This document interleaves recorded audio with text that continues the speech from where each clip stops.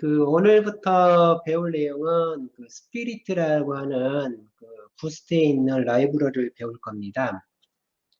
부스트의 스피릿을 배우는 이유는 우리가 저번 시간에 배웠던 표현식 프로그램이라는 걸 배웠었죠. 이 표현식 프로그램에 대한 내용을 배웠었는데 이 표현식 관련된 책자가 나와 있는 게 없어요. 출간된 것도 아직 없고요. 뭐 올해나 내년엔 또 다른 사람이 내릴지는 모르겠는데 아직 책자가 없습니다.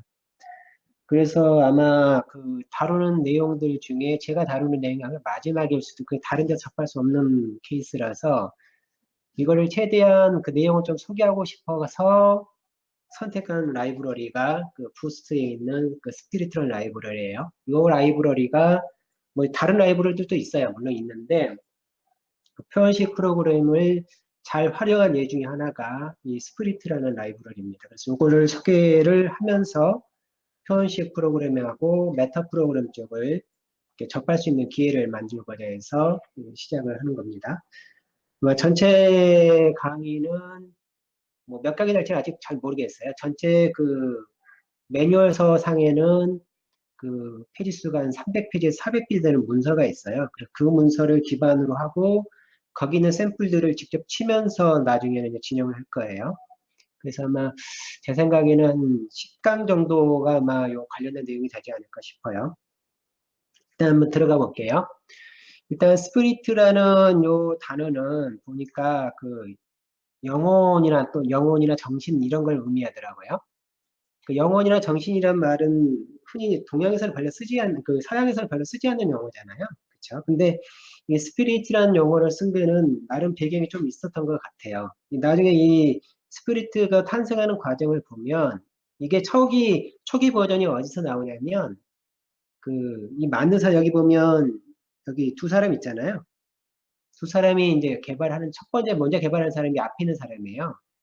뭐라 읽어야 될지 모르겠는데 요 사람인데 이분이 어디 있었냐면 일본에 가서 일을 하게 돼요. 거기서 이제 연구소에서 R&D 쪽에 일을 하고 있다가 거기서 만들어요. 그러다 보니까 동양적인 어떤 용어들이 많이 들어가게 돼요. 그래서 그 중에 하나가 이게 스프리트가 이런 단어 같아요. 어쨌든 그 당시 이렇게 만듭니다. 이렇게 스프리트. 요 녀석이 처음에 할 목표는 뭐였냐면 파서 쪽이에요. 우리가 결국은 C++로 따지고 보면 파서에 가깝잖아요. 뭔가 소스가 있으면 소스를 분석을 해서 어떤 우리는 그걸 컴파일러라고 부르지만 결국은 그 소스를 분석해서 뭔가를 만드는 파서의 기능을 갖고 있는 거잖아요. 이 스프리트 자체가 그런 용도로 만들어져 있어요. 일단 스프리트를 들어가기 전에 부스트를 컴파일을 미리 해 두시는 게 좋을 것 같은데 다운은 여기서 받으시면 돼요. boost.org.com 가서 boost.org에 가서 다운로 들어가서 최신 파일을 다운 받으시면 되고 여기 이제 PDF 도움말도 들어가 있습니다. 그 다음에 다운 받으면 제가 여기 갖다 놨나? 어디 볼게요. 다운 받으면 초기에 요런 exe 파일은 없고 요것만 딸랑 들어가 있을 거거든요. 다른 거하고 이렇게. 그래서 요거를 더블 클릭하게 되면 얘가 PC의 환경을 쭉 읽어가지고 적절한 개발 도구를 다운로드 받아요. 웹에서. 그래서 다운로드 받으면 이제 B2라는 용어 파일이 다운로드 되어지거든요. 부스트가 사용하는 컴파일 라이브러리가 B2 라이브러리예요. B2가 여기서 부스트가 사용하는 빌딩 시스템이거든요. 뭐 얘도 오픈 소스인데 어쨌든 적절한 B2를 다운 받아서 컴파일을 하게 됩니다. 그래서 처음에 얘를 더블 클릭해서 실행하게 되면 물론 이제 인터넷이 연결되어 있어야 되고요. 적당한 시간이 지나면 이 파일들이 쭉 다운로드 될 거예요. 그런 다음에 코맨드 창에 들어가서 이렇게 입력하시면 돼요. 이런 식으로. 이 앞에 거는 실제로 빼도 되고 넣어도 되는데 나중에 이렇게 나중에 할 때는 이걸 뭐 급하게 할 때는 얘를 빼기도 해요. 실제로 빼기도 하는데 어쨌든 이렇게 하시면 됩니다. B2하고 마이너스 빌드 마이너스 타입 컴플리트하고 툴셋해서 툴셋 우리가 비주얼 스튜디오 제가 2015를 쓰고 있거든요. 그래서 2015가 MSVC-14예요. 그 다음에 2013 버전 있잖아요. 그는 12가 되고요. 그거 맞게 딱 해주시면 돼요. 자신이 사용하는 비주얼 스튜디오 버전에 맞게 툴셋을 설정해주면 쭉 이제 컴파일이, 이게 아마 시간이 꽤나 걸릴 거예요. 특히 이제 컴플릿 이렇게 옵션 걸게 되면 제 생각에 한 벌써 시작하는 분 혹시 있나 모르겠는데 하게 되면 1시간 넘을 수도 있어요. 그러니까 적절한 시간에 하시는 게 좋을 것 같고 어쨌든 이렇게 하면 됩니다. 그렇게 하게 되면 컴파일 끝나면 뭐가 만들어지냐면 여기 보면 이렇게 스테이지라는 여기 보면 스테이지라는 폴더가 만들어지고요. 여기에 결과 컴파일된 결과가 liv라는 이 폴더에 쭉 만들어져요. 이렇게. 저 이제 VC140이라는 말이 들어간 형태로 쭉 이렇게 만들어지는 걸 확인할 수가 있어요. 그리고 나머지 이제 여기 보면 부스트라는 폴더가 있는데 여기 이제 헤더 파일이 안에 헤더 파일들이 위치하게 되고요. 그 다음에 소스 파일은 어디 있냐면 이렇게 위에 보면 라이브스라는 이 폴더가 있거든요. 이 안에가 소스 파일하고 이 안에 이제 샘플 파일도 이 안에 들어가 있습니다. 각각에 관련돼 가지고. 그래서 이렇게 해서 하시면 돼요. 실제로는 컴파일하는 작업은 그 적절한 그 컴파일 도구, 그 비주얼 스튜디오를 모두 깔아놓고 난 다음에 툴셋만 딱 설정해주면 더블 클릭 한번 해서 배치 파일 실행하고 요거만 해서 엔터 치고 적정한 시간 기다려 놓으면 컴파일된 결과가 확인할 수가 있어요. 실제 컴파일은 그리 어렵진 않아요. 부스트가 하도 컴파일 시스템이 잘 돼 있어서. 그리고 열심히 이제 소스 파일도 뒤져가면서 놓으시면 되는 거예요. 일단은 이번 시간에는 아마 그 소스 일부를 칠 수도 있고 안 칠 수도 있어요. 아마 시간적으로는 못 칠 것 같긴 한데 일단 스프리트부터 알아봅시다. 스피리트라는 요 라이브러리가 만들어지게 된 배경은 실제로는 이제 좀 역사가 조금 있는데 이게 80년대부터 이 사람이 개발을 했더라고요. 관련돼 가지고. 근데 처음에 이제 개발하게 된 배경은 그 이제 인터넷 하면서 인터넷 쪽에 뭐 HTML이라든지 이거 표준을 정의하는 컨퍼런스가 있잖아요. W3C라고 뭐 역사 XML이라든지 아니면 HTML이라든지 뭐 이메일이라든지 뭐 SGML 이런 거 관련된 그 표준을 만드는 데가 여기예요. 근데 여기서 그 문서 포맷이 이제 대부분 뭐 여러 가지 포맷이 있지만 RFC라는 형태로 해서 이렇게 텍스트 형태로 해서 이렇게 문서를 만들게 되거든요. 근데 이제 요 스피리트라는 요 라이브러리를 만든 사람이 이걸 봤더니 RFC 문서를 봤더니 도저히 모르겠다라고 생각을 한 거예요. 이 내용만 이렇게 만들었는데 말로만 써 있기 때문에 도대체 얘가 뭔 얘기인지 모르겠다. 그 다음에 이제 그 당시 때 이제 난립하던 시대였나 봐요. 특히나. 그러다 보니까 좀 더 그냥 그러니까 말이 아니라 형식화된 뭔가 좀 있으면 좋지 않겠느냐 생각해서 그때 이제 이런 문제를 극복하기 위해서 이 사람이 관심을 가진 것이 요 녀석이에요. BNF 스타일의 그 그래머 서스피케이션이라는 게 있어요. 요거를 이 사람은 요거를 이게 그 RFC가 아니라 요걸 가지고 어떻게 하면 이렇게 문서를 만들면 좋을 텐데 라고 그런 생각을 하게 된 거예요. 실제로는. 그래서 이 사람이 이제 요거를 가지고 요거를 기반으로 요거를 프로그램화 시키자라고 처음에 출발을 했대요. 최종 목표는 여기 있는 뭐 요런 기존에 있던 컴파일러 우리가 C++이나 이런 것도 자체적으로 만들 때 원래 이렇게 문법을 컴파일러 자체를 문법을 정의하는 문법이 또 있거든요. 그런 다음에 걔를 컴파일해서 나온 걸 가지고 이렇게 컴파일러 다시 만들어요. 컴파일러 만드는 컴파일러라고 생각하시면 되는데 그런 거를 기존에 해오던 여러 가지 이렇게 툴들이 있었어요. 근데 얘를 그대로 요거를 그대로 한번 구현해 보는 것이 이 사람이 초기의 목표였다고 하더라고요. 그래서 처음에 이 사람이 만든 거는 그 당시 때 한참 디자인 패턴이 떠서 그런지 모르겠는데 다형성 기반으로 해서 런타임 폴리머피 기반으로 해서 초기에 개발을 했었대요. 초기 개발을. 이게 이제 80년대였었죠. 그러다가 이 사람이 개발 쭉 해서 꽤나 이제 인기를 얻었다고 나오더라고요. 소스포지에 사용하는 파서의 98% 이상을 다 이 사람이 만든 라이브러리를 다 제작을 했다라고 얘기를 해요. 어쨌든 나름대로 성공을 했는데 1995년도에 이 사람이 C++ 레퍼런스라는 그 어떤 잡지 같은 게 있어요. 거기에 이 표의식 프로그램에 관련된 내용이 이제 기재가 돼요. 표의식의 이제 초기 출발은 요 사람이잖아요. 토드 요 사람. 근데 그 사람의 문서를 보고 이 사람이 굉장히 쇼킹했나 봐요. 그래서 이 사람이 기존에 만들었던 거를 다 뜯어 고쳐요, 다시. 그러면서 표현식 템플릿을 도입하고, 그 다음에 이전에는 동적 다양성을 사용했는데, 스태틱 폴리모픽 기반으로 다 옮깁니다, 이 사람이. 그래서 버전 1.0을 만들고, 이 버전 1.0을 가지고, 어디에 그 승인을, 부스에다가 요청을 해요. 그래서 이제 부스트가 생겼었죠. 그냥 그 상태에 생겨 있었는데, 부스트에다가 요청해서, 부스트에 정식으로 이 스프리트라는 라이브러리가 정식 등록이 되어져요. 그러면서 이제 2002년부터 해서 이제 개발을 이제 1.0 이때부터 시작을 한 거죠. 그래서 이 전체 개발은 80년도에서 출발해가지고 한 15년 후에 이제 템플릿 도입하고 그 다음에 5년 지나서 다시 한 20년이죠. 20년 지나서 부스트에 이제 등록되는 과정을 거치게 됩니다. 그래서 2007년도에 이제 2007년도에 2.0이 나와요. 2007년도에. 근데 2007년도에 2.0이 나오는데 이때 이제 여기 보면 새로 아까 보면 맨 처음에 인물 중에 요런 사람 있잖아요. 커뮤트 카이서라는 거. 하뮤트 카이서라는 요 사람이 되게 유명한 사람 중에 한 사람이거든요. 이 사람이 이때 같이 이제 들어와요. 개발하기 위해서.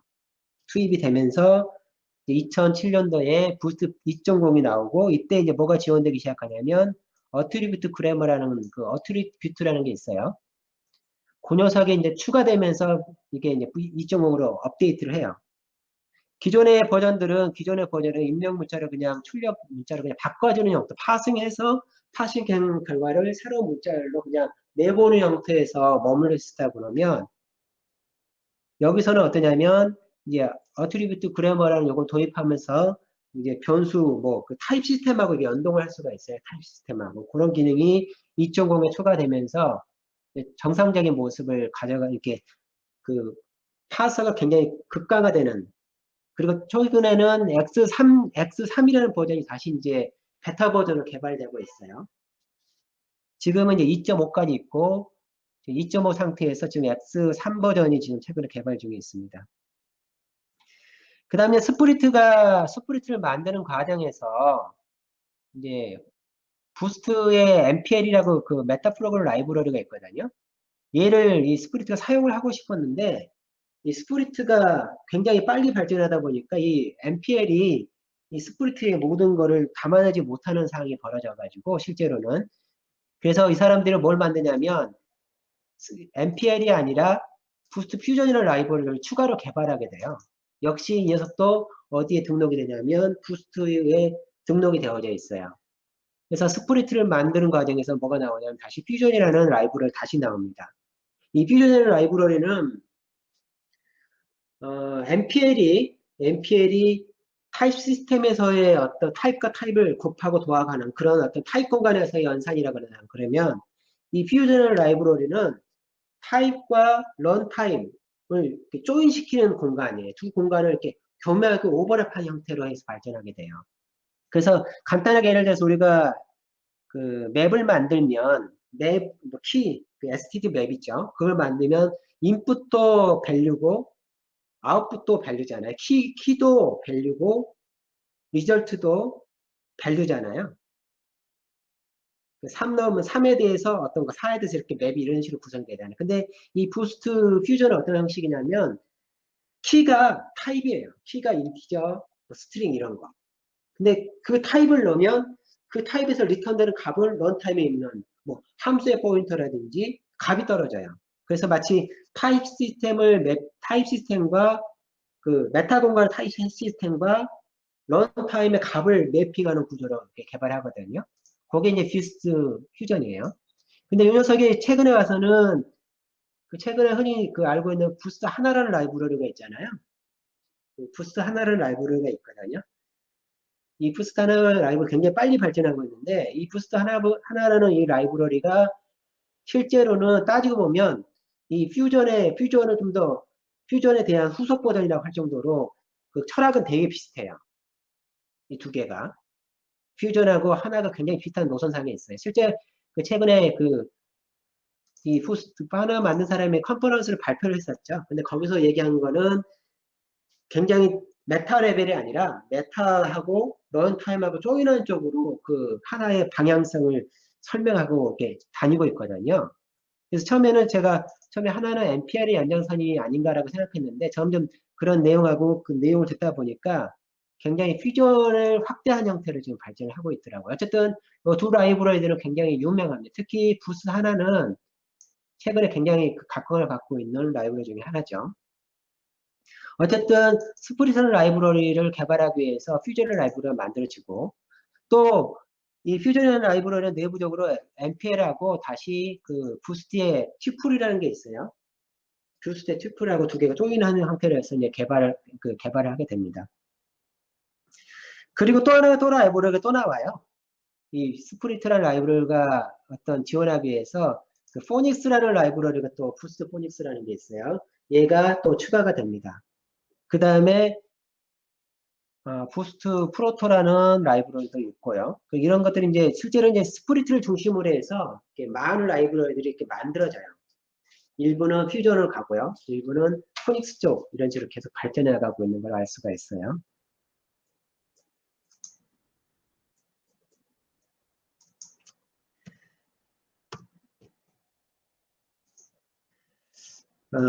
스프리트 버전 2에 대해서 얘기 좀 들어가 보면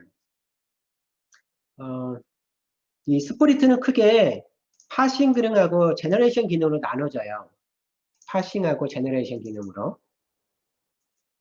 두 개로 나눠지는데 밑에 단에는 실제 이제 그 밑에 단에는 렉스라는 라이브러리가 더 들어가 있어요. 렉스라는 이게 뭐냐면 간단하게 어떻게 보시면 되냐면 우리가 포문이라든지 뭐 이렇게 소스를 짜잖아요. 그러면 거기서 키워드하고 밸류하고 이렇게 구문 다 나눠가지고 분석을 해야 되잖아요. 어휘 분석 이렇게 하나하나 짜서 분석을 해야 되잖아요. 그게 렉스 라이브러리가 보면 돼요. 요 녀석이 밑에 있는 거고 얘가 바로 뭘 기반으로 움직이고 있냐면 아까 말한 그 BNF라는 거 있잖아요.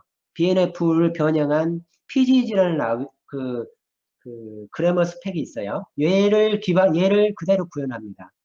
좀 이따 이걸 제가 소개를 다 드릴 거예요. BNF, BENF가 뭐고, 그다음 PG가 뭔지를 좀 이따 설명을 드릴게요. 얘를 가지고 컴파일러를 디자인한다고 보시면 돼요. 문법들 있죠. 우리가 포문이라든지 if문이라든지 변수 뭐 인티저 이렇게 정의하는 방법 있잖아요. 그게 얘를 가지고 정의를 내린다고 보시면 돼요. 그 다음에 파서 라이브러리는 이렇게 분석된 결과를 가져와 가지고 이제 걔를 분석해내는 작업이에요. 얘가 인티저다 그러면 3,4다 그럼 3포하고 4 이렇게 분석해내는 거죠. 그게 이제 파서 라이브러리고 제너레이션 라이브러리는 여기 보면 얘는 만들어진 파싱이 된 거를 다시 새로운 형태로 새로운 형태로 만드는 용도로 사용이 되어져요. 나중에 영어로 역시 설명상에 그 샘플이 좀 나올 거니까 그때 가서 얘기 좀 드릴게요. 이것도 그 제너레이션 관련된 거, 파서 관련된 것만 해가지고 앞으로 한 5강에서 뭐 10강 이상의 예를 관련된 내용들이 계속 나오게 될 겁니다.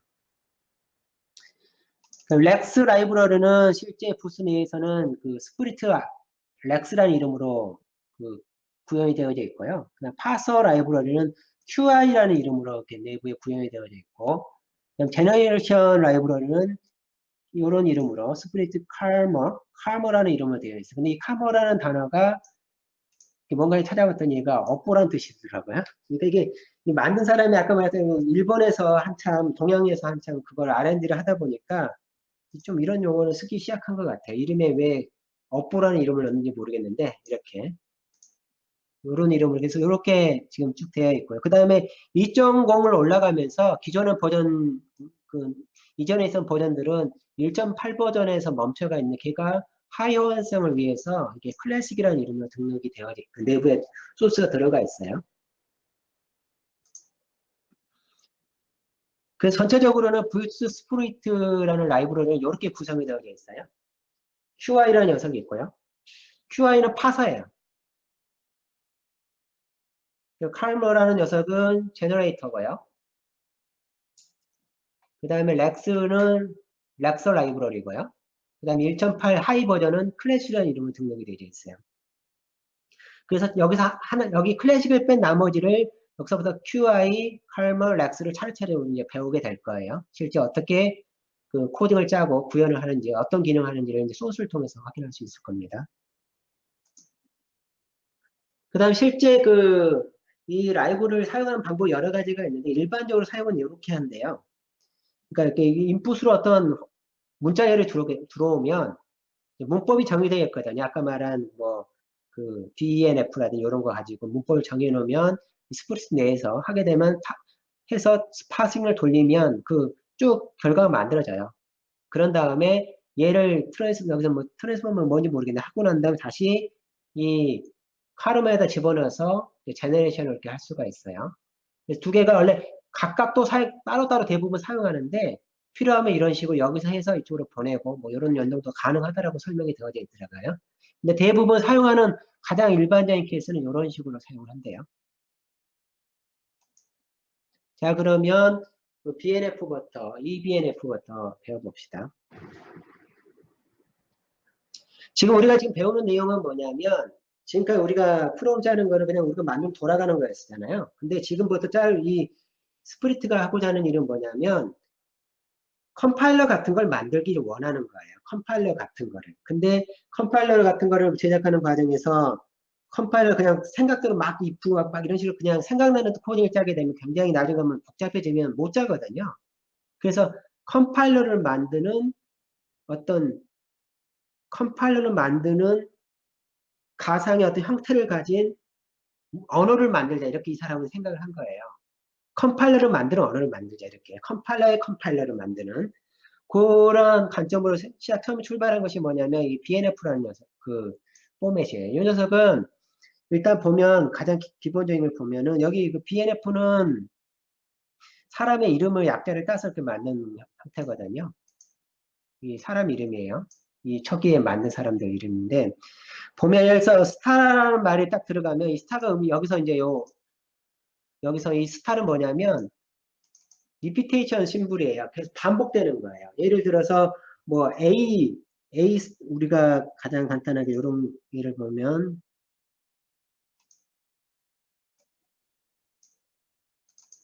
예를 들어서 요거를 제가 A라는 걸 쓰고 스타를 썼다.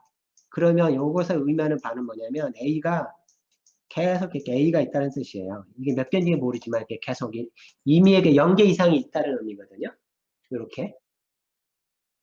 그 다음에 얘가 지금 보면은 ISO BNF 관련된 iOS에 등록된 거는 전치로 되어 있어요. 이렇게 앞에 A가 오는 식으로. 그래서 A, A 이런 식으로 이렇게 앞서도록 되어 있거든요. iOS는. 근데 이제 원래 만든 저자는 뒤에 오도록 설계를 했어요. 이렇게 초기 개발한 사람은. 근데 국제 표준에는 앞으로 되어 있고요. 이게 어떤 느낌이냐면 마치 이런 느낌이잖아요. 별이라는 녀석이 우리가 예를 들어서 4에다가 3승 하게 되면 4 곱하기 4 곱하기 4 이런 느낌이잖아요. 4가 사겠다는 뜻이잖아요. 그렇죠? 요게 이 스타가 마치 이 승수와 같은 역할을 하는 거예요. A 다음에 스타가 오면 A의 스타 그래서 A 곱하기 A가 여러 개 있다. 이런 의미가 돼요. 0개 이상 있다라는 의미가 되어져요. 그 다음에 이 마이너스가 들어오면 마이너스는 그 문자는 안 돼. 그건 오면 안 돼. 이런 의미가 돼요. 그래서 except 심볼이에요. 그 다음에 콤마 있잖아요. 콤마가 concatenate 심볼이에요. 우리가 concatenate 심볼로 주로 쓰는 것이 대부분 코딩에서 쓰는 것이 덧셈이잖아요. 대부분 덧셈이잖아요. 예를 들어서 A라는 문자하고 B라는 문자가 있어요. 그 둘을 더하면 이렇게 해서 A 플러스 B에서 이렇게 해서 얘는 AB잖아요. 근데 여기 이 문법 여기서는 얘를 써요. 이렇게. 그래서 예를 들어서 A하고 B를 합하고 싶다 그러면 이렇게 쓰는 거죠. 이렇게. 디자인 해 놓은 거예요. 그 다음에 얼터는 이게 중간에 이렇게 쭉 짝대기로 그어놓은 거 요거는 뭐냐면 definition separate 심볼이에요. 예를 들면 요런 거죠. 여기까지 하고 얘기할게요. definition 심볼이라는 요거 등호나 세미콜론 두 개하고 등호거든요. 예를 들어서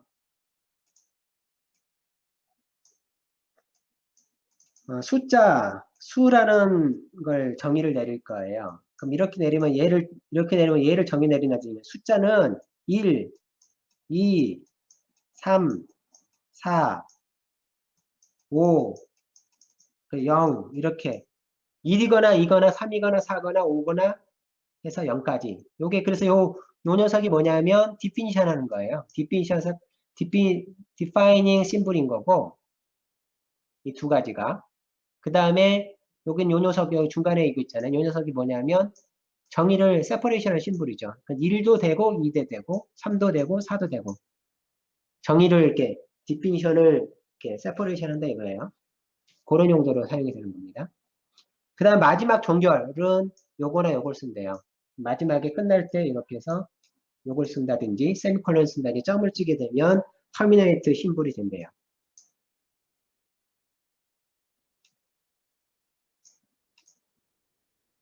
그 다음에 이제 그 쿼터라는 게 있어요. 쿼터가 문자열 같은 거 우리가 세미콜론 같은 이렇게 말할 때 말다운표 있잖아요. 말다운표를 쓸 수 있는 게 하나짜리 쓰거나 두 개짜리 쓰거나 근데 코멘트는 이런 식으로 한대요. 가로에 포인터, 가로에 별, 별에 뭐 닫고 뭐 이런 식으로. 그 다음에 그룹은 여기 보면 이렇게 쓰고요.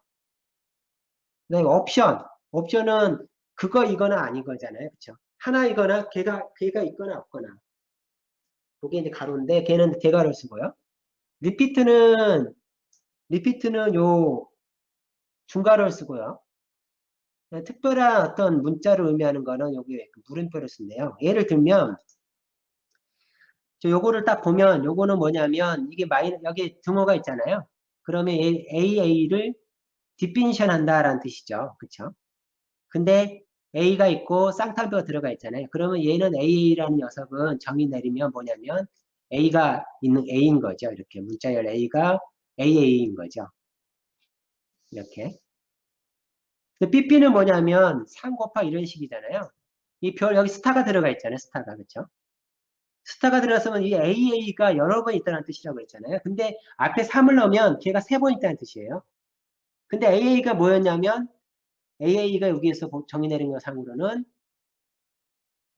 이 대문자 A잖아요. 그러니까 이렇게 이런 의미가 되는 거예요. AA가 3번 오고 그 다음에 B가 오는데 앞에 세미콜론이 아까 세미콜론이 뭐라 그랬냐면 컨캐트네이트라고 그랬잖아요. 두 개를 합한다고 그러니까 AA하고 뒤에 있는 B를 합해서 이게 되는 거고요. 그 다음에 여기 있는 요 박스는 뭐라 그러냐면 대괄호인가? 요거는 옵션이잖아요. 그러니까 AA가 있을 수도 있고 없을 수도 있어요. 근데 걔가 별 3이니까 있을 수도 있고 없을 수도 있는데 최대 3개까지 있어. 이런 의미가 돼버리는 거죠. 별 3개니까. 있을 수도 있고 없을 수도 있는 게 3개니까 아예 없는 경우가는 T하고 합해서 C가 떨어지고요. 콤마하고 얘니까 통계트네이트 돼서 A 2개, 3개 이렇게 된다는 뜻이 되고요. 얘 같은 경우는 뭐가 되냐면 중괄호잖아요. 중괄호 리피트잖아요. A가 계속 반복된다는 소리잖아요. 그래서 처음에 없을 때 하나, 둘, 셋, 넷 하면서 A가 계속 달라붙고 마지막에 D가 달라붙은 형태가 되는 거예요. 그 다음에 얘는 이렇게 하게 되면 A니까 콤마가 컨커티네이트에서 하나는 무조건 A가 있어야 되고요. 첫 A는 무조건 있어야 되고 D는 0개 이상이니까 결국은 1개 이상이라는 의미가 되죠. 1개 이상 A가 앞에 오고 마지막 E가 온다라는 걸 의미하게 되고요. 그 다음에 FF는 A가 3개 반복할 수 있다 이런 뜻이잖아요. A가 3개잖아요. 그렇죠? 그 다음에 뒤에 A가 오는데 옵션이잖아요. 옵션이 3개 오니까 있을 수도 없다, 있을 수도 있고 없을 수도 있는 게 3개니까 요 3개 다음에 하나 있고 그 다음에 얘는 하나 A가 또 빠진 것 같은데 이런 식으로 하여튼 쭉 쓸 수가 있는 거죠. 3개부터 해서 최대 6개까지 A가 있는 거죠. 그 다음에 마지막에 F가 있다는 의미가 되고요. 그럼 얘 같은 경우는 얘가 또 리피트잖아요. 리피트인데 3개, 리피트가 3개라고 써놓은 거잖아요. 근데 리피트가 3개일 수는 리피트라는 이게 리피트를 이게 리피트이고 이 중괄호는 리피트 또 다시 이 중괄호잖아요. 중괄호도 리핏의 의미가 있고 그 별도 또 리핏의 의미가 있잖아요. 그래서 요거는 실제로는 틀린 구문이래요. 이게 정상적으로 하려고 그러면 요렇게 써야 된대요. 하여튼 뭐 문법이 있는 거죠. 이런 식으로. 이렇게. 근데 지금 이걸 얘기하는 이유는 뭐냐면 이제 나중에 이제 다음 주나 코딩할 때 보면 여기 그대로 쓴다는 거예요, 지금. 요렇게 정의를 해 놓으면 코딩을 실제 이런 코딩을 쓴다는 거예요. 좀 있으면 나올 거예요. 근데 여기 이제 이렇게 되어 있는데 예를 들어서 이제 여기 보면 레터를 정의 내리는 거잖아요. 등호가 아까 말한 정의를 내린다는 뜻이니까. 그냥 레터는 A, B, C, D에서 이렇게 해서 Z까지, A에서 Z까지 중에 하나가 되는 글자인 거죠. 근데 거기서 이게 버울이라는 요 단어가 모음이라는 뜻이잖아요. 모음은 A, E, I, O, U잖아요. 얘는 모음인 거고. 그 다음에 자음은 레터에서 빼기. 아까 빼기가 그건 빼고라고 얘기했었잖아요. 여기서 이 레터에서 이 보호를 뺀 나머지가 실제로는 뭐가 되냐면 컨소넌트에서 자음이 되는 거잖아요. 이렇게. 또 이런 구문도 이렇게 쓴대요. 이게 A잖아요. 이게 A가 있고 여기 가로가 보면 중괄호를 보면 중괄호가 어딨지? 중괄호를 보면 리피트잖아요. 중괄호가. 그럼 이렇게 되게 되면 얘가 A가 하나도 없거나 A가 하나거나 두 개나 세 개나 0개 이상의 뜻이잖아요. 이렇게만 보면 여기 0개 이상의 뜻이거든요. 결국은 반복한다는 뜻이잖아요. 이 대괄호가 반복이거든요. 근데 거기에 마이너스가 붙어 있잖아요. 그러면 맨 처음에 걸 뺀대요. 결국은 A가 없이 2만 있는 경우만 빼고 한 개 이상의 뜻이죠. 이렇게 해석을 한대요. 이렇게. 그 다음에 요런 구문도 요거는 많이 쓰거든요. 그래서 제가 다 별도로 언급을 해 놓은 건데 이렇게 후하고 가로 바 하게 되면 이게 점이니까 컨캐트 하는 거잖아요. 이렇게요. 그쵸? 두 개를 컨캐트 하는 거잖아요. 근데 이 가로가 있으니까 가로가 따로 여기 보면 이게 그룹이라는 뜻이 있었잖아요. 그룹이요.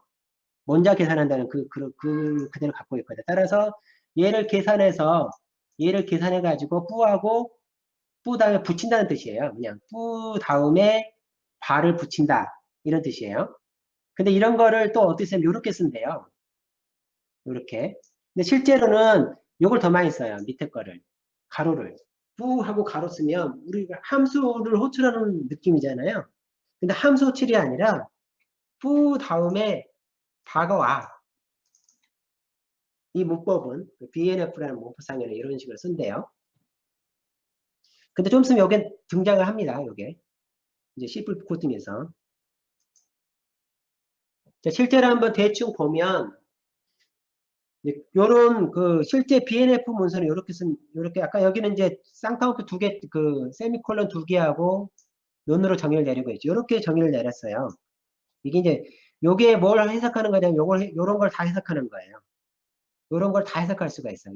여기 숫자 마이너스 플러스 두 개 더하고 곱하고 나눈 거 뭐 이런 거 곱하기 나누 사칙 연산 있잖아요. 사칙 연산을 프로그램 딱 정의를 내리면 이렇게 정의를 내릴 수가 있대요. BNF 문서로는. 마지막 이 익스프레이션이 요걸 의미해요. 요걸 해석하는 걸 의미하게 돼요. 근데 이거를 앞으로 짜게 될 QI라는 쪽에다 집어넣게 되면 코딩이 이렇게 돼요. 실제 코딩이. 여기 보면 요 부분은 여기서 그냥 등호가 되는 거고요. 그 다음에 여기 있는 요 녀석은 그냥 이렇게 가죠. 그냥 이렇게 가고요. 근데 요 익스프레이션은 가지 않고 중간에 요게 보면 요게 들어가잖아요. 이게. 그래서 이게 문서상에는 뭐라 되어 있냐면 이거 다음에 이거를 의미한대요. 그런 의미로 설계를 한 거래요. C++에서는 요 사이에 원래 empty operator 있으면, 빈 공간 오퍼레이터가 있으면, 빈 공간 오퍼레이터가 있으면 걔를 쓸 건데, 빈 공간 오퍼레이터가 없어서 얘를 대신 쓰는 거예요. 여기 보면 요 사이에 지금 공간이 하나 떨어져 있는 거거든요. 스페이스바가. 걔를 오퍼레이터로 디자인할 수 있으면 쓸 건데 C++ 지원을 안 해서 대신 얘를 쓴다 이렇게 되어 있어요. 그 다음에 얘 같은 경우 또 여기 요거고 여기잖아요. 얘 같은 얘 같은 경우는 실제로 C++에서 구현할 때는 연산자로 구현하겠죠. 이렇게. 그 다음에 별 표시가 여기 별 표시 보면 별 표시가 뒤에 들어가 있잖아요. 근데 여기서는 C++ 할 때는 앞으로 오잖아요. 후위 연산자잖아요. 이걸 이 BNF 문서에 따르면 얘가 후위 연산자인데 C++에서는 별 표시를 후위 연산자로 만들 방법이 없대요. 후위 연산 전치 연산자는 할 수 있지만 후위 연산자는 만들 수가 없대요. 그래서 C++에서 얘가 이렇게 바뀌어요. 앞에 오는 식으로. 그 다음에 똑같이 이렇게 해주고 연결해주고 이렇게 하고 나머지는 똑같고요. 이런 식으로. 즉 여기서 얘기하고 싶은 건 뭐냐면 BNF에서 정한 그 문법을 그대로 코딩으로 옮길 수 있다. QI라는 그 라이브러리를 사용하면 옮길 수 있다. 그리고 그게 그렇게 작동을 해요. 실제로. 그래서 그 부분을 지금 얘기를 하는 거예요.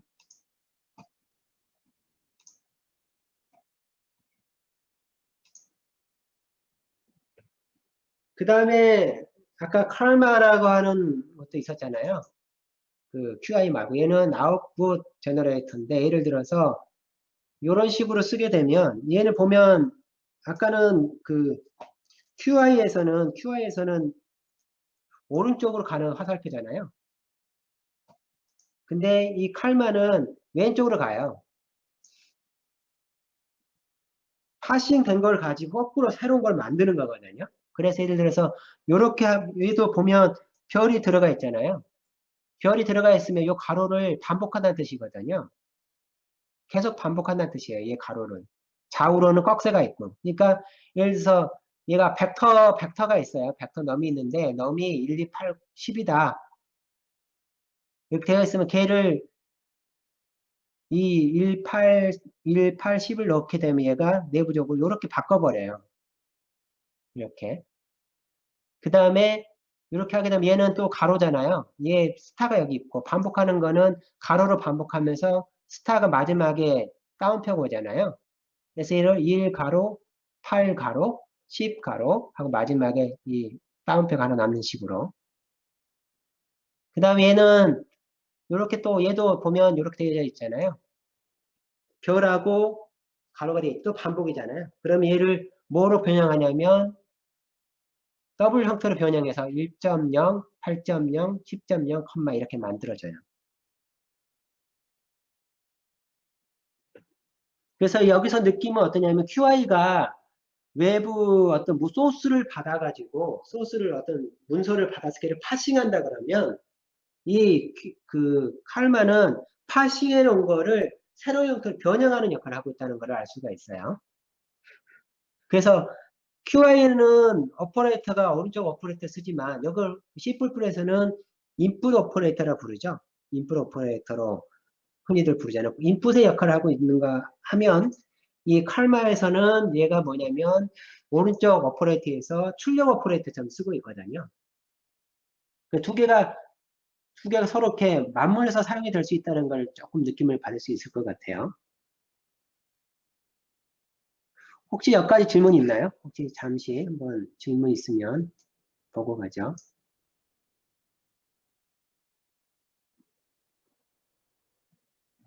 질문이 없는 것 같아요. 시간이 많이 길었네. 조금만 더 합시다.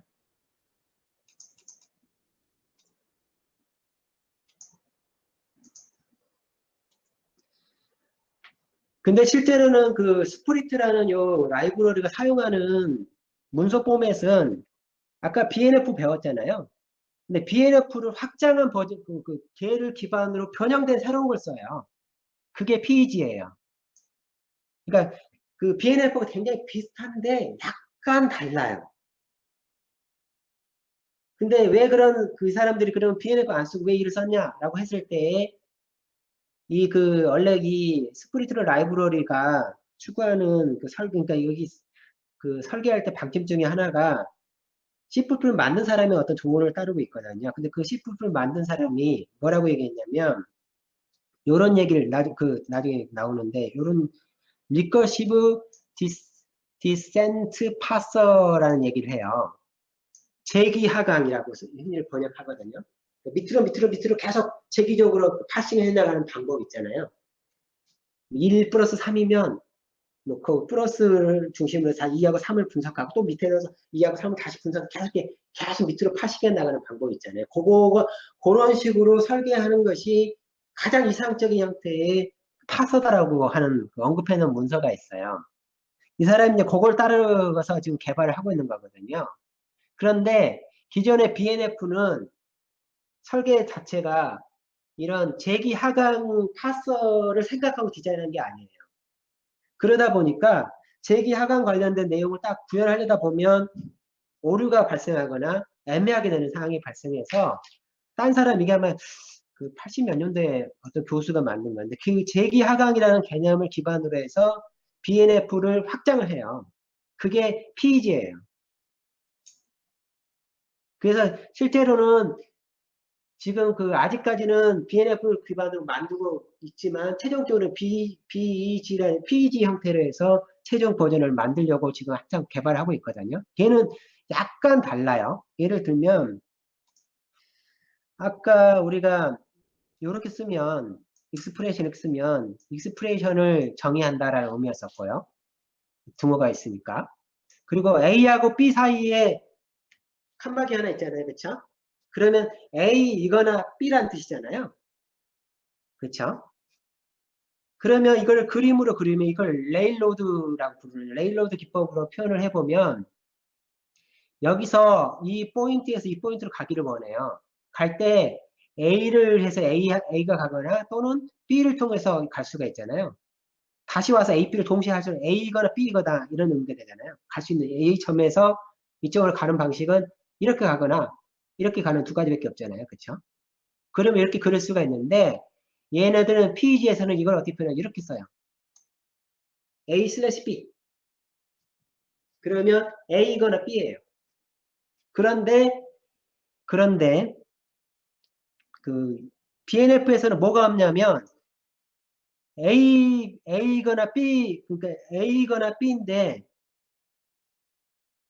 동시에 A도 되고 B로 되는 상황이 발생하면 BNF에서는 그에 대한 규정 사항이 없어요. 두 개 같으면 A거나 B인데 어떤 경우 동시에 올 수 있잖아요. 그렇죠? 1하고 어떤 경우가 있을 수 있나? 하여튼 두 개가 오는 경우가 있을 수 있잖아요. 그러면 얘는 BNF는 걔에 대한 규정이 없는데 얘는 뭐냐 어떤 규정이 있냐면 이렇게 오면 앞에 있는 녀석을 우선적으로 선택한다는 규약을 얘는 들어가 있어요. 그래서 A, B가 있을 때 A하고 B가 동시에 나오면 그때는 얘는 A로 선별한다. 예를 들어서 우리가 3.3이라는 수를 넣었어요. 3이라는 수를. 근데 3을 해석하는 방법은 커렉터로도 해석할 수 있고 인티저로 해석할 수도 있고 롱으로도 해석할 수가 있잖아요. 그쵸? 근데 해석할 때 맨 앞에서 인티저로 해석하라 그러면 얘는 3이 오면 걔는 인티저로 가는 거예요. 우선적으로. 맨 앞에 녀석이 항상 우선하는 식으로. 그 우선순위가 적용된 형태로 해서 확장이 됐어요. PEG에서는. 그리고 실제 C++에서 구현할 때는 소스상으로는 요걸 사용합니다. 여기 그 짝대기 있잖아요. 그 연산자를 통해서 실제 구현하게 돼요. 이거 같은 경우는 A하고 B면 얘는 콘캐트잖아요. A 이거 B잖아요. 그치? 그림을 그리면 A의 이 점에서 이 점으로 갈 때 A, B를 동시에 거쳐야 갈 수 있잖아요. 이게 이제 콘캐트니까 A, B 둘 다 해야지 주로 갈 수 있어요. 그거는 기존의 그 BNF로는 이렇게 문법을 이렇게 정의 내렸어야 된다 그러면 이 콤마로 정의 내렸어야 된다 그러면 그 PEG에서는 그냥 A 공간 띄고 B 하면 돼요. 근데 C++에서는 이 아까 말한 대로 그 empty 오퍼레이터가 없잖아요. 그러다 보니까 C에서는 이런 식으로 두 개로 이 두 연산자를 사용해서 실제로 구현하게 돼요. 문법은 얘 문법을 따르고 구현은 얘를 따라가요. 그 다음에 요런 거 있잖아요. 요거는 옵션이라고 그랬잖아요. 꺽쇠가 옵션이라고 그랬잖아요. 있거나 없거나가 꺽쇠라고 그랬잖아요. 그걸 그림으로 그리면 여기서 이 점으로 가는데 그냥 지나갈 수가 있죠. 0. A가 한 번도 없을 수가 있어요. 아니면 지나가면 A가 한 번 있거나 0이거나 하나이거나 그러니까 요거잖아요. 그거는 PG에서는 물음표예요. A하고 물음표. A가 있어? 이렇게. PG 문법으로는. 그 다음에 확장 문법으로는 아까 BNF 문법 이렇게 쓰고요. 그 다음 얘 같은 경우는 이 대괄호잖아요. 대괄호는 반복 리핏이잖아요. 계속. 0 이상 계속 리핏되는 거예요. 0 이상으로. 그럼 얘는 나가서 다시 돌아서 다시 돌아서 다시 돌아서 다시 돌아서 어느 순간 빠져나갈 수 있다는 뜻이잖아요. 걔는 BNF로는 이렇게 쓰는데 PG를 그냥 쓸게요. A 포인트로 써요. 근데 C++에서는 전치로 얘를 이제 바꿔서 쓰고요.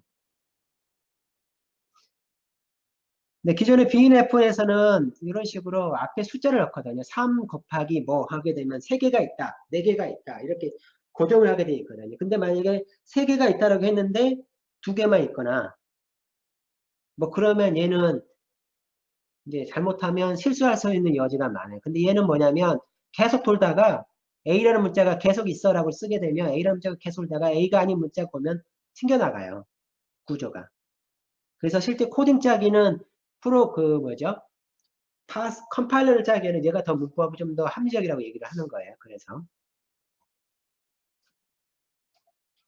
예를 들어서 얘를 해석하면 어떻게 해석할 것 같아요? 얘를 요거를 PG로 해석하라 라고 하게 되면 여기 있는 요 부분을 PG로 해석하라 그러면 어떻게 해석할 것 같아요? 일단 A 있고 스페이스가 있잖아요. 그러니까 결국은 A가 있고 이렇게 가서 네모가 디터미넌 요거는 네모가 있다는 뜻은 여기서 나갈 수 있다는 뜻이에요. 이 네모가 의미하는 바는 원래 인풋도 받을 수 있지만 밖으로 나갈 수 있다는 뜻이거든요. 그래서 네모를 그리는 거예요. 그 다음에 여기에 B하고 C는 그룹이잖아요. 그쵸? 그룹이잖아요. 따라서 얘는 어떻게 그리냐면 B하고 C하고 이렇게 그리겠죠. 있어 이렇게 내려가거나 그 다음에 다시 이렇게 해서 이렇게 그리겠죠. 이렇게. 뭐 하여튼 이런 식으로 그릴 거예요. 그림을 그린다 그러면 A 그리고 B, C는 O와 이렇게 이런 식으로. 그래서 어떤 문구가 있는데 앞에 A라는 문구가 오고 A, B거나 A, C거나 이런 의미가 되죠. A, B거나 A, C거나 이런 식으로 의미하게 되는 거예요. 그 다음에 여기에 X 디지트 같은 경우는 얘 같은 경우는 디지트가 어딘가 정의되는 이렇게 숫자예요. 0부터 9까지 숫자거든요. 그럼 X라는 문구 X 다음에 숫자가 온다는 뜻이잖아요. 그게 X4, X5, 뭐 X6 뭐 이런 의미가 돼요. 의미는. 그렇게 여기 이제 X를 쓴 이유는 그거겠죠. 16진수 정의 내릴 때. 16진수 뭐 0X가 있고 X가 있고 이러잖아요. 뭐 그 진수할 때 그럴 때 쓰는 케이스겠죠. 진수도 이렇게 정의를 하는 거거든요. 실제로.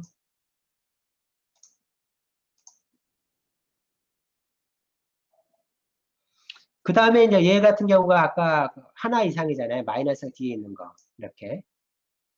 근데 하나 이상은 PG에서는 A 플러스예요. A 플러스 하게 되면 하나 이상이에요. C++에서 구현할 때는 플러스 연산자를 구현을 하게 돼요. 그 다음에 얘는 프리디케이터라는 게 있어요. 프리디케이터가 맞냐 이런 뜻이거든요. P가 사실이냐, P가 있냐, 있으면 가는 거고, P가 없으면 가는 거고. 이런 식으로 해서 이 AND 연산자가 P가 있냐, NAND 연산자가 P가 없냐 이렇게 정의되어 있어요. 그게 없으면 못 가는 거죠. 그러니까 어떤 문서가 들어왔는데 걔가 그, 그 스펙을 자신이 만든 어떤 파서 룰이 있을 거잖아요. 그 룰에서 이게 안 되면 실패한 거예요. 그러니까 잘못된 소스인 거죠. 컴파일 오류인 거죠. 그걸 이제 나중에 할 때 이런 식으로. 근데 이렇게 프리디케이터라는 것도 정의를 내리고 있고요.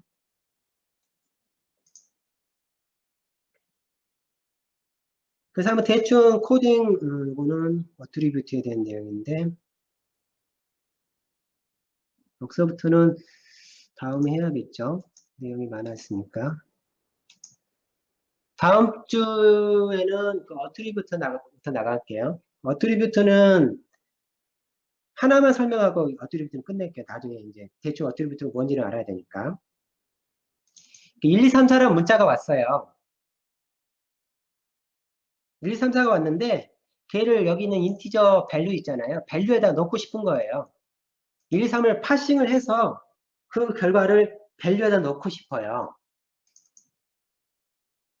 그러면 실제 1, 2, 3은 뭐 롱으로도 해석할 수 있고 커렉터로도 해석할 수 있고 여러 가지 해석할 수 있잖아요. 그렇죠? 그래서 어떻게 하냐면 여기다가 1, 2, 3은 여러 가지로 해석할 수 있는데 인티저 언더바 타입으로 얘를 해석해줘. 그런 다음에 결과를 밸류에 넣어줘. 그 어트리뷰트라는 결국은 뭐냐면 문자 안에서 의미 있는 값 있잖아요. 의미 있는 값을 변수화시키는 거예요. 우리가 뭐 0, 3, 콤마는 의미가 없잖아요. 그렇죠? 0, 1, 3을 하게 되면 0, 1, 2, 3이 중요하지 콤마가 중요치는 않잖아요. 그럼 그 콤마를 뺀 나머지 어떤 의미를 그러니까 실제 프로그램 쪽에서 읽어야 될 실제 대상 그게 어트리뷰트라고 보시면 돼요. 이걸 지원하게 되면 이제 파싱해서 데이터 타입으로 옮긴다든지 이게 다 가능해지는 거예요. 요거에 대한 내용은 다음 주에 얘기를 할게요. 질문 있으면 질문을 받고요. 조금 내용이 어려웠을 것 같아요. 이런 생각은 거의 안 해봤을 것 같아서 일반적으로. 지금 이런 내용들이 뭐냐면 컴파일러를 만들 때 이렇게 만드는 거예요. 근데 이제 그 스프리트는 뭐냐면 C++ 소스에다가 직접 자신이 컴파일러 같은 걸 만드는 거예요. 그러려 보면 컴파일러 규약이 있어야 될 거 아니에요. 그렇죠? C++에 뭐 뉴는 뭐 어떤 뉴도 있고 뭐 여러 가지 문법적인 키워드들이 있잖아요. 거기에다 정의를 내려야 될 거 아니에요. 그 정의를 내리는 구문이 조금 전에 배운 이런 문법이라고 보시면 돼요. 아까 BNF나 PEG라든지 이런 것들이 문법을 정의 내리는 거예요. 그리고 정의 내린 다음에 걔를 돌리면 실제 돌아갑니다. 규약에 따라서.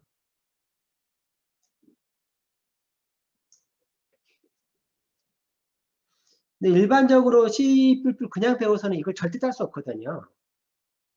이런 식으로 절대 짤 수 없거든요. 근데 메타 프로그램하고 표현식 두 가지를 결합해서 사용하게 되면 컴파일러를 만들 수가 있는 거예요. 그것도 별도의 뭐 외부 툴을 이용하지 않고 그냥 C++ 문법으로 컴파일러를 하나 만드는 거예요. 자체 파서를 만들어서 걔를 운영할 수가 있게 되는 거예요.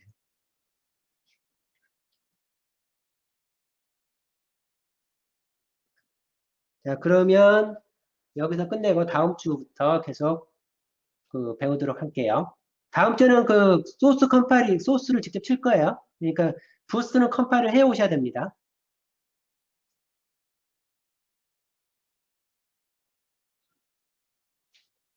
다음 주에는 직접 컴파일을 따라 치기를 할 겁니다. 예. 수고하셨습니다.